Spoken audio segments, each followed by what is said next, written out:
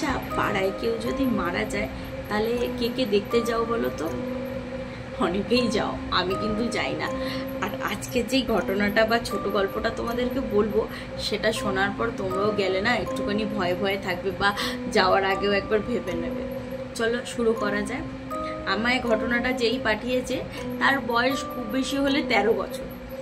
সেই ছেলেটি তাদের ফ্ল্যাটে একজন আর কি মারা যায় এবং সে দেখতে যায়, দেখতে মার সাথেই যায় আর কি।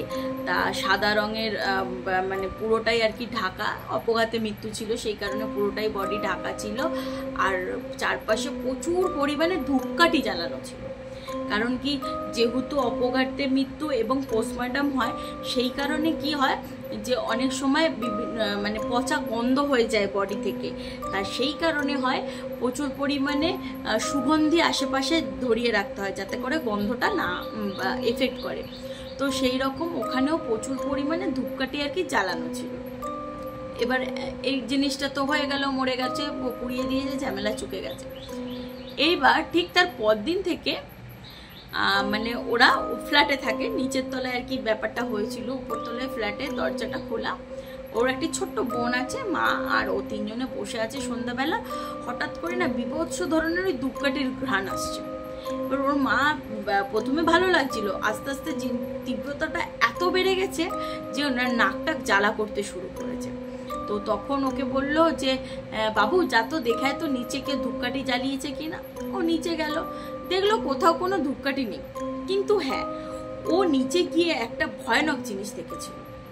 ধূপকাঠি তো দেখতে পায়নি, কিন্তু ও ওই তাদের নিচের তলার ফ্ল্যাটের দরজাটা খোলা দেখেছিল এবং খোলা দরজা দিয়ে ও দেখতে পেয়েছিল সেই মৃতদেহটা এখনো ওই জায়গায় শোয়ানো।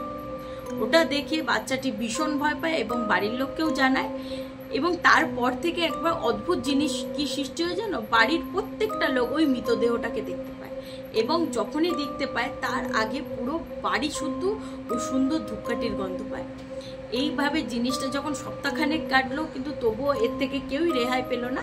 পরবর্তীতে ওরা পুরোহিত দেখে একটা ভালো শান্তি সস্তায়ন যজ্ঞ করলো এবং তারপর থেকে ওরা ওই বাড়িতে যতদিন ছিল ততদিনই ওই ঘ্রাণ পেত। মানে পুজো করার পরও তেমন কিছু পরিবর্তন হয়নি, ওরা সেই ভয় যেরকম পাচ্ছিল পেত।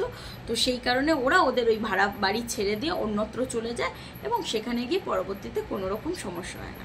তো এই ছিল আজকের গল্প। ধূপকাঠির গান কেমন লাগলো আমাকে কিন্তু জানাতে ভুলো না।